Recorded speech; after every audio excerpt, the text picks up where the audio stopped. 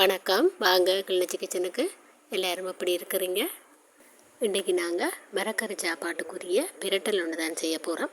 Soya மீட்டும் கத்திரிக்காயும் சேர்த்து தான் இந்த பிரட்டல் செய்ய போகிறோம். வாங்க சமைக்க தொடங்குவோம். இந்த பிரட்டல் செய்கிறதுக்கு நான் 100 கிராம் அளவு சோயா மீட் எடுத்திருக்கிறேன். உருண்டையான சோயா மீட் தான் எடுத்திருக்கிறேன். அதோட 1/4 கிலோ கத்திரிக்காய் எடுத்திருக்கிறேன். முதல்ல நாங்கள் சோயா மீட்டை ஊற விட்டு கொள்ளுவோம். வேறு ஒரு பாத்திரத்துக்குள்ளே போட்டுட்டு உப்பு போட்டுக்கொள்ளுவோம். நல்லா கொதிக்கிற சுடு தண்ணி விட்டுக்கொள்ளுவோம். சுடு தண்ணியை விட்டு ஒரு நல்ல வடிவாக கலந்து விட்டுட்டு நாங்கள் இதை மூடி ஊற விடுவோம். ஒரு 15 நிமிஷம் அளவுக்கு ஊற விட்டால் காணும். சோயா மீட் ஊறட்டும். நாங்கள் மற்ற வேலைகளை செய்து கொள்ளுவோம். கத்திரிக்காய் இதில் 1/4 கிலோ இருக்குது. ஒரு வெங்காயம் இருக்குது. பெரிய வெங்காயம் ஒன்று எடுத்திருக்கிறேன். பச்சை மிளகாய் 4-5 எடுத்திருக்கிறேன்.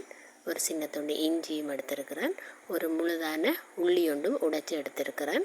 கருவேப்பிலை, ரம்பை, இவ்வளவுதான் எங்களை இந்த பிரட்டலுக்கு தேவையான பொருட்கள். நாங்கள் எல்லாத்தையும் கழுவிட்டு வெட்டி எடுத்துக்கொள்ளுவோம். முதல்ல வெங்காயத்தை நல்லா அரிஞ்சு கொள்ளுவோம். நாங்கள் கடைசியாக கத்திரிக்காயை வெட்டி பொரிப்போம். இதெல்லாம் முதல் செய்து வச்சிருவோம். வெள்ளைப்பூடையும் சின்னதாக அரிஞ்சு கொள்ளுவோம். அதில் 2 சின்ன வெள்ளைப்பூடும் ஒரு துண்டு இஞ்சியும் எடுத்துருக்கிறேன். அது வேறையாக நாங்கள் இடித்து எடுத்துக்கொள்ளுவோம்.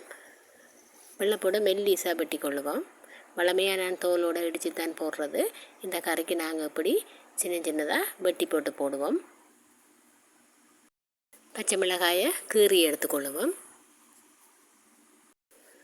எங்கள்ட சோயா மீட் ஊறிட்டுது. இதை நாங்கள் ஒருக்கா கலந்து விட்டு இந்த சுடு தண்ணியை வடிச்சிட்டு வடிவாக ஒருக்கா பச்சை தண்ணியில் கழுவிட்டு எடுப்போம். கழுவி கொண்டு வந்துட்டேன். இப்போ நாங்கள் நல்லா வடிவாக புளிஞ்சு அதில் இருக்கிற தண்ணியை அகற்றி கொள்ளுவோம். சோயா மீட் எல்லாம் புளிஞ்சு எடுத்துட்டோம். இது இப்போ ஒரு பக்கம் அப்படியே இருக்கட்டும். இனி நாங்கள் கத்திரிக்காயை வெட்டி உப்பில் போட்டுட்டு பொரித்து எடுத்துக்கொள்ளுவோம். வெள்ளிக்கிழமை செவ்வாய்க்கிழமை நாட்களில் என்ன சமைக்கிறதுன்னு குழம்பி போயிருக்கிற அம்மாக்கள் இந்த பிரட்டலை ஒருக்கா செய்து கொடுங்க. கத்திரிக்காயும் சோயா மீட்டும் போட்டு அவ்வளவு அருமையாக இருக்கும். எல்லாருமே விரும்பி சாப்பிடுவாங்க. எண்ணெய் கொதிச்சிட்டுது. நாங்கள் கத்திரிக்காயை போட்டு நல்ல பொன்னிறமாக பொரித்து எடுத்துக்கொள்ளுவோம். கத்திரிக்காய் பொரிஞ்சிட்டுது. நாங்கள் இதே மாதிரி மற்ற கத்திரிக்காயும் பொரித்து எடுத்துக்கொள்ளுவோம். அதே எண்ணெயில் நாங்கள் வெட்டி வச்சுருந்த உள்ளியையும் போட்டு பொரித்து எடுத்துக்கொள்ளுவோம். பொன்னிறமாக பொரிஞ்சால் காணும். உள்ளி கருக விடக்கூடாது.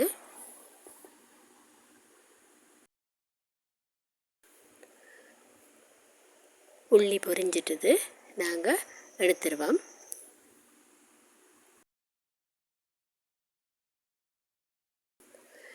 நான் இப்போ தாச்சி அடுப்பில் வச்சுருக்கிறேன். கொஞ்சமாக எண்ணெய் விட்டுக்கொள்ளுவோம். எண்ணெய் சூடானதும் கடுகு கொஞ்சம் போட்டுக்கொள்ளுவோம். அதோட வெந்தயமும் போட்டுக்கொள்ளுவோம். இனி நாங்கள் வெங்காயத்தை போடுவோம். வெங்காயத்தை போட்டு நல்லா கலந்து விடுவோம். வெங்காயம் கொஞ்சம் நல்லா வதங்கட்டும். இப்போ வெங்காயம் வதங்கிட்டுது. இதில் இப்போ இடித்து வச்சுருக்கிற இஞ்சியையும் வெள்ளைப்பூடையும் சேர்த்துக்கொள்ளுவோம். சேர்த்து நல்லா கலந்து விடுவோம்.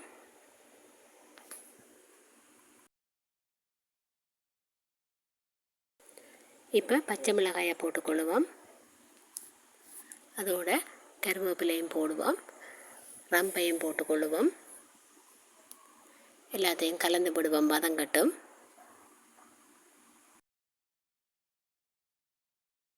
வெங்காயம் எல்லாம் வதங்கிட்டுது. இப்போ நாங்கள் இதில் மிளகாய்த்தூள் சேர்த்துக்கொள்ளுவோம். இது எங்கள்ட குழம்புகளுக்கு போடுற மிளகாய்த்தூள். இதுலேயே மசாலா பொருட்கள் எல்லாமே இருக்குது. மஞ்சளும் போட்டுக்கொள்ளுவோம். அதோட தேங்காய் பால் கொஞ்சம் விட்டுக்கொள்வோம். கணக்கு தேவையில்லை. நாங்கள் பிரட்டல்ன்றபடியாக குழம்பா இல்லை தானே, அதால் ஒரு அளவான பால் விட்டுக்கொள்வோம். இதில் 1ஆம் பால் 2ஆம் பால் எல்லாமே சேர்த்து ஒரே தடவையில் தான் நான் விடுறேன். நல்லா ஒரு கலந்து விடுவோம். பிரட்டலுக்கு தேவையான அளவு உப்பு போட்டுக்கொள்வோம்.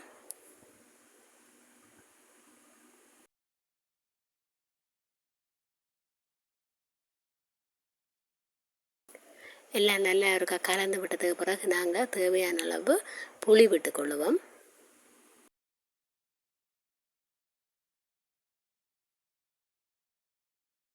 இப்போ நாங்கள் இந்த பாலுக்குள்ள இறைச்சி சரக்குத்தூள் எங்களுக்கு தேவையான அளவு போட்டுக்கொள்வோம். நான் இதில் கருவா கராம்பு குறைவாக தான் சேர்த்துருக்குறேன், அதால் நான் 2 கரண்டி போட்டுக்கொள்கிறேன். இனி நாங்கள் எங்களோட இந்த குழம்புக்குள்ள சோயா மீட் துண்டுகளை சேர்த்து கொள்ளுவோம். சோயா மீட் துண்டுகளை போட்டதுக்கு பிறகு நல்லா இருக்கா கலந்து விடுவோம். கலந்து விட்டதுக்கு பிறகு நாங்கள் பொரித்து வச்சிருக்கிற உள்ளியை இதோடு சேர்த்து கொள்ளுவோம். உள்ளியையும் சேர்த்து நல்ல வடிவாக கலந்து விடுவோம்.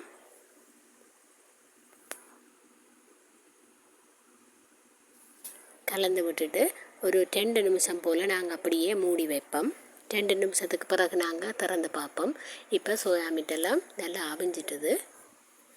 இது வரைக்கும் அப்படியே கலந்து விட்டுட்டு நாங்கள் பொரித்து வச்சுருக்கிற கத்திரிக்காயை சேர்த்துக்கொள்ளுவோம்.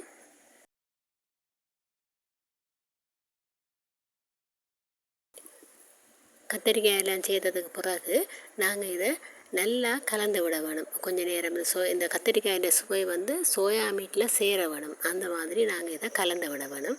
கலந்து விட்டதுக்கு பிறகு ஒரு கொஞ்ச நேரம் 1 நிமிஷம் போல் மூடி வைப்போம். இப்போ 1 நிமிஷம் ஆகிட்டுது. திறந்து பார்த்து ஒருக்கா கலந்து விடுவோம். நீங்கள் ஒரு முறை இந்த பிரட்டலை செய்தீங்கன்னு சொன்னால் இனி ஒவ்வொரு வெள்ளிக்கிழமையும் செவ்வாய்க்கிழமையும் வீட்டில் இந்த பிரட்டல் தான் செய்வீங்க. இப்போ நான் இதில் சோயா சாஸ் கொஞ்சம் விட்டுக்கொள்கிறேன். இருந்தால் விடுங்க, இல்லாட்டி பிரச்சனை இல்லை. இப்போ நான் இதில் கொஞ்சமாக சீனி சேர்த்துக்கொள்கிறேன். எங்களோட சீனி கசிஞ்சிட்டுது, அதுதான் கொஞ்சம் ஈரப்பதமாக இருக்குது.